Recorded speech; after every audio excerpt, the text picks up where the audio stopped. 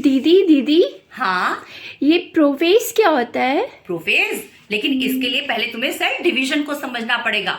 तो देखो, जो सेल डिवीजन है वो 2 टाइप्स का होता है। फर्स्ट है आपका माइटोसिस और दूसरा वाला टाइप होता है हमारा मियोसिस। तो देखो बच्चे, जो माइटोसिस होती है ना, माइटोसिस में जब सेल डिवाइड करती है, अब सेल तो पता है ना, cell is the basic fundamental unit of life.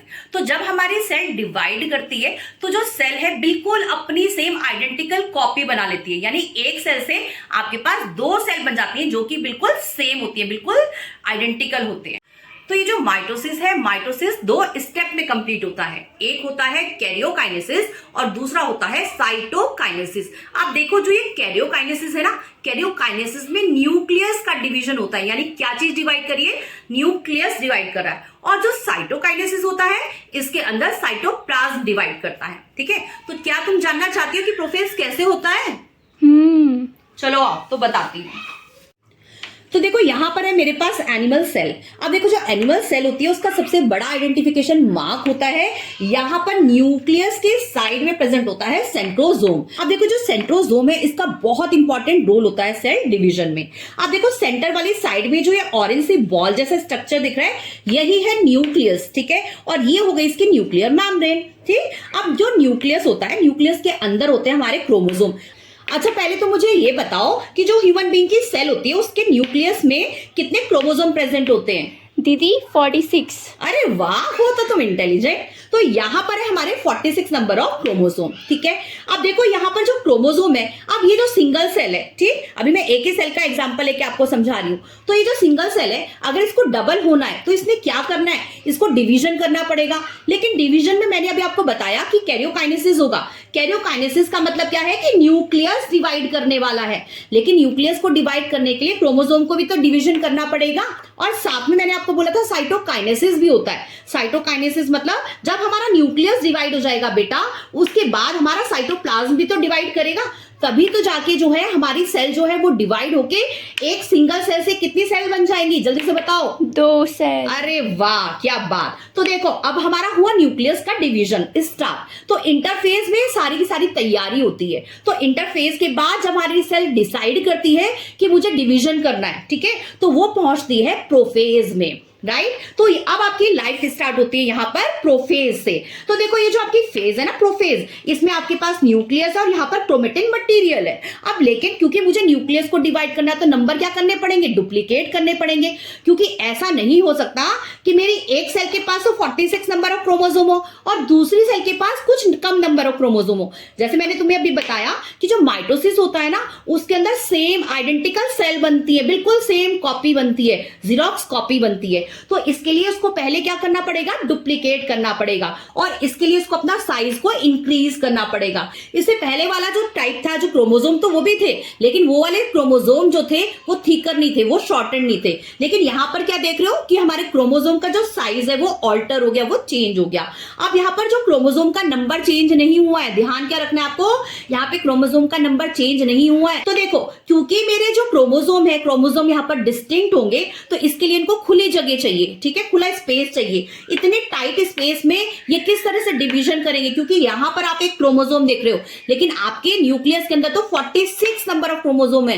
यानी इस तरह से 46 क्रोमोसोम आएंगे, उसको खुला स्पेस चाहिए। तो इसके लिए क्या होगा बच्चे, जो हमारी न्यूक्लियर मेम्ब्रेन है ना, वो सारी की सारी क्या हो जाएगी? वो सारी की सारी जो न्यूक्लियर मेम्ब्रेन है वो डिसअपियर हो जाएगी।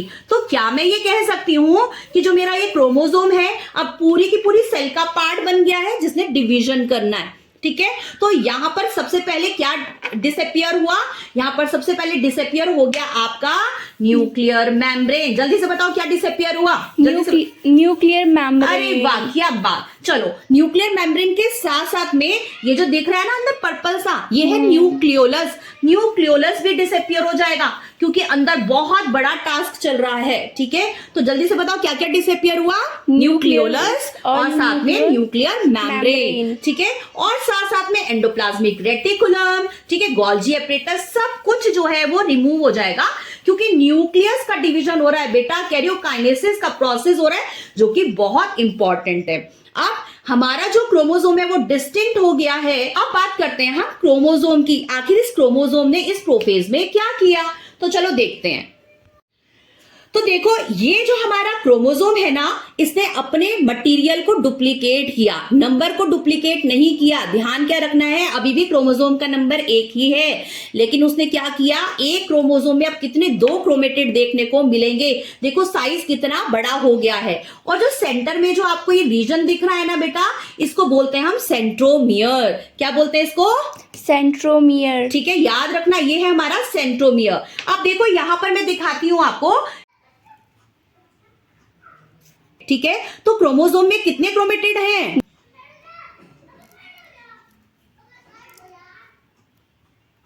दो। अरे वाह, क्या बात। ठीक है, तो यहां पर देखो ये हो गए हमारे 2 क्रोमेटिड इधर और यहां पर भी इस तरह से। ठीक है, तो एक क्रोमोसोम के अंदर कितने हो गए? ये सिस्टर क्रोमेटिड हैं। जल्दी से बताओ ये क्या है? सिस्टर। ये सिस्टर क्रोमेटिड है जो किससे अटैच है? सेंट्रोमियर से अटैच है। अब होगा क्या कि प्रोफेज में जो है ये सिस्टर क्रोमेटिड बन गए, यानी जो हमारा क्रोमोसोम है वो अंदर से क्या कर गया? स्प्लिट कर गया। अगर कोई ये पूछ ले क्या क्रोमोसोम का नंबर डबल हुआ, तो नहीं, क्रोमोसोम का नंबर डबल नहीं हुआ, लेकिन क्रोमेटिड बन गए। ठीक है, एक क्रोमोसोम में अब कितने यहां पर क्रोमेटिड आ गए। ठीक है, यहां पर 2 क्रोमेटिड आप देख सकते हो। ठीक है, और ये सब के सब कहां पर आ जाएंगे? ये सेंटर की रीजन में आ जाएंगे कि जो हमारी सेल है वो प्रॉपर वे में कैरियोकाइनेसिस का प्रोसेस कर सके। क्या इतना क्लियर हुआ? जी दीदी। तो यही सब कुछ तो होता है प्रोफेज में। दीदी ये प्रोफेज के बाद मेटाफेज में क्या होता है? अच्छा, मेटाफेज भी जानना है तुम्हें? ओके, देखो तो मेटाफेज में भी कुछ खास नहीं हुआ है। अभी तक मैंने तुम्हें बताया था ना कि सिस्टर क्रोमेटिड बन चुके हैं क्रोमोसोम में, और साथ में इसका इंपॉर्टेंट रोल बोला था मैंने कि बहुत सेंट्रोसोम का बहुत इंपॉर्टेंट रोल है। याद है इसका नाम क्या है? जल्दी से बताओ। सेंट्रोसोम। सेंट्रोसोम। हाँ ठीक है, सेंट्रोसोम, सेंट्रोमियर ये वाला पोर्शन होता है। ठीक है, जो आपके क्रोमोसोम के सेंटर में होता है। तो ध्यान रखना, कंफ्यूजन नहीं होना चाहिए। ये क्या है आपका? सेंट्रोसोम। ठीक है, अब देखो ये जो सेंट्रोसोम है ना, ये स्पिंडल फाइबर बनाता है। ठीक है, तो प्रोफेज के बाद क्या हुआ, इसने क्या किया? स्पिंडल फाइबर बना लिए। तो देखो ये बन गए हमारे स्पिंडल फाइबर। अरे वाह। हाँ, तो बन गए आपके स्पिंडल फाइबर। तो ये जो सेंट्रोसोम था ना, बिल्कुल जो स्टार जैसा स्ट्रक्चर आपको न्यूक्लियस के बाहर दिखता था, अब उसने यहाँ पर क्या बना लिए? यहाँ पर बना लिए स्पिंडल फाइबर। पोल वाले रीजन पे पहुंच गया ये। और आपके ये जो यहाँ पर क्रोमोसोम है वो इक्वेटर पर आ जाएंगे। जैसे ग्लोब होता है ना आपका, बिल्कुल सेम उसी की तरह से ये जो आपके क्रोमोसोम है सब के सब कहां पर आ जाएंगे? इक्वेटर पर आ जाएंगे। तो आपके एग्जाम में बेटा अगर कोई भी पिक्चर मिलती है तो आप चेक करना कि आपकी क्रोमोसोम इक्वेटर पर है, क्या यहाँ पर पोल की फॉर्मेशन हो गई है। तो अगर पोल की फॉर्मेशन हो गई है और साथ में क्रोमोसोम सेंटर पे इक्वेटर पर दिख रहे हैं, तो कौन सी फेज होगी? वो फेज होगी मेटाफेज। Yes, absolutely correct. तो ये फेज है आपकी मेटाफेज। Very good. इस मेटाफेज के बाद आती है एनाफेज। तो देखो होता क्या है, जो एनाफेज होती है, एनाफेज में जहां पे मैंने अभी आपको बताया था कि जो आपके सेंट्रोमियर है, इस वाले पोजीशन से अब ये जो क्रोमेटिड है वो सेपरेट होने लगते हैं। ठीक है, और इस तरह से ये सेपरेट हो जाते हैं। ठीक, अब इक्वेटर से क्या जा रहे हैं? पोल की साइड में मूव कर रहे हैं, देख सकती हो ना।